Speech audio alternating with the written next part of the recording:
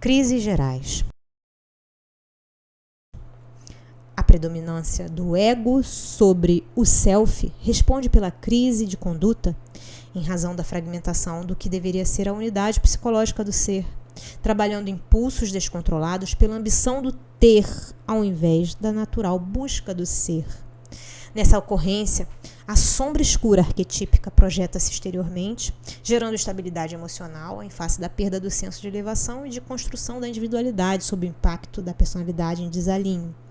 Inevitavelmente estabelece-se a turbulência interior, porque desaparecem os ideais mais relevantes, que devem ser cultivados e vividos, sendo substituídos pelas ilusões do cotidiano, responsáveis pelos tormentos menores que se agravam na sucessão dos tempos, adquirindo complexidade perturbadora. Não possuindo estrutura de profundidade psicológica, essa ambição desvanece-se no impacto com a realidade, porque tais procedimentos não oferecem os resultados anelados. Logo que conseguido um objetivo, outro se apresenta mais exigente, e cada frustração ou insatisfação que se expressa soma ansiedade ao sentimento, dando lugar à solidão e aos medos. A ansiedade logo se manifesta como instabilidade em relação às conquistas planificadoras, desde que aquelas conseguidas são mais externas do que interiores de afirmação e de bem-estar profundo. Deixam por efeito a sensação de vazio existencial, em face do conteúdo de que se revestem. Assemelham-se a uma alimentação diária que, logo satisfeita, momentos após volta a apresentar-se como o essencial à vida orgânica, exigindo repetição. A solidão, de imediato, manifesta-se como efeito natural da qualidade íntima de interesse emocional pelas coisas, não se satisfazendo com o já conseguido, produzindo soledade, a que expressa em nosso conceito pessoal como situação de abandono mesmo que no meio da multidão, ou quando acompanhado por outro, este não consegue participar da interioridade do parceiro ou amigo, familiar ou conhecido, por mais que o busque e esforce-se por oferecer-lhe amizade e companheirismo.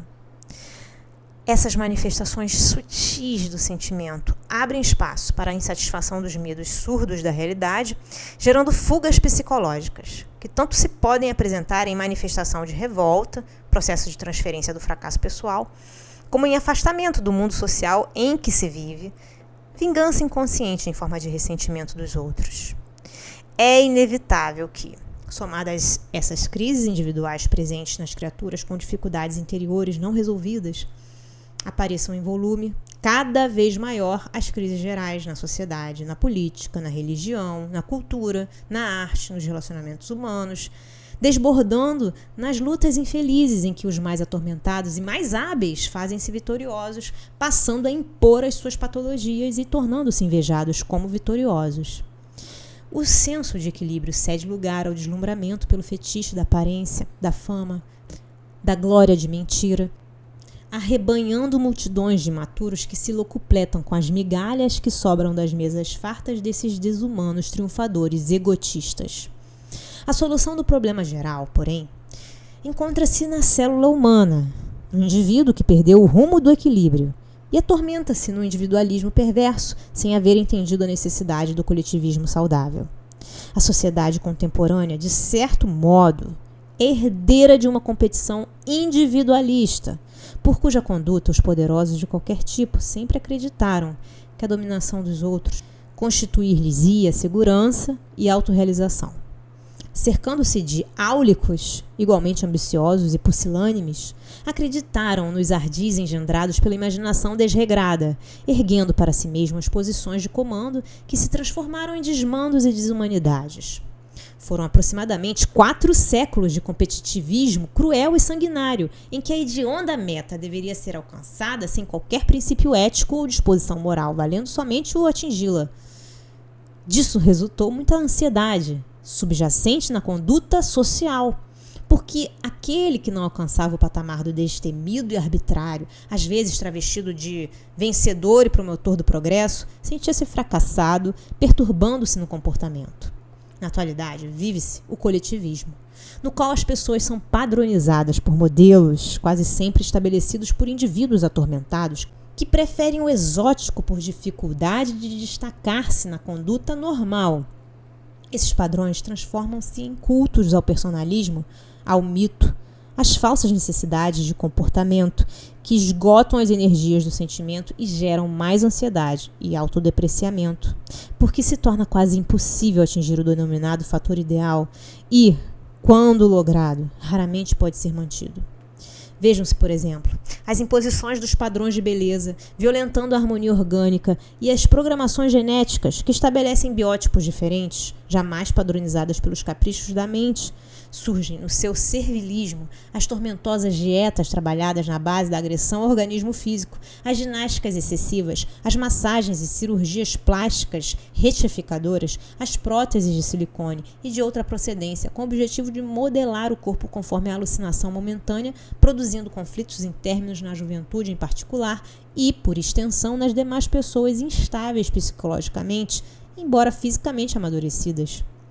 De imediato, apresentam-se novos padrões de conduta, quais o excesso de erotismo, exaurindo o aparelho genésico e apelando-se para os variados artifícios, como o uso de substâncias químicas, a prática sexual através de exibições perversas, as quais, de natureza patológica, como as aberrações que culminam no sadismo, no masoquismo ou em ambos simultaneamente, adquirindo o apoio cínico dos veículos de propaganda a fim de mais venderem os seus produtos moralmente venenosos. A desonestidade, o suborno, a perseguição de partido, de crença, de etnia, de economia, a desvalorização moral da mulher, o desrespeito à infância e à velhice, mesmo que se negando a existência de preconceitos como se os mesmos estivessem ultrapassados, mas que continuam jacentes no inconsciente e na conduta atormentada de todos esses insatisfeitos que buscam novidades em razão de se encontrarem exaustos, tornam-se naturais e, embora censurados por um momento, logo são praticados em regime de cidadania legal. Nada obstante, por mais que sejam aceitos socialmente, nunca se tornarão portadores de caráter moral por atentarem contra os atributos sublimes do self que procedem do arquétipo primordial, causal, que é Deus. Ninguém consegue fugir da sua essência, da origem divina, e enquanto assim proceder, buscando soluções mentirosas, viverá em crises contínuas, saltando de uma para outra interminavelmente, porque insultuosas ao ser real, que é a razão essencial da vida. Esse coletivismo mal comportado, significando a sombra coletiva doentia, apela para o poder da força em razão de haver perdido a força da razão e do sentimento, da harmonia interior que deve viger em cada indivíduo a fim de propagar-se para o grupo social como efeito natural do desdobramento pessoal. Mesmo essa crise geradora de conflitos guerreiros, divisores de comunidades, é lamentável processo de progresso. Por quê? Adivinhando o cansaço, a exaustão das forças, o indivíduo começa a identificar a necessidade de harmonizar o ego com o self em procedimento de convivência salutar, entendendo o significado existencial e trabalhando para a autorrealização, para a conquista real da saúde emocional, resultando em equilíbrio físico e mental. Temas para reflexão. Pergunta 744.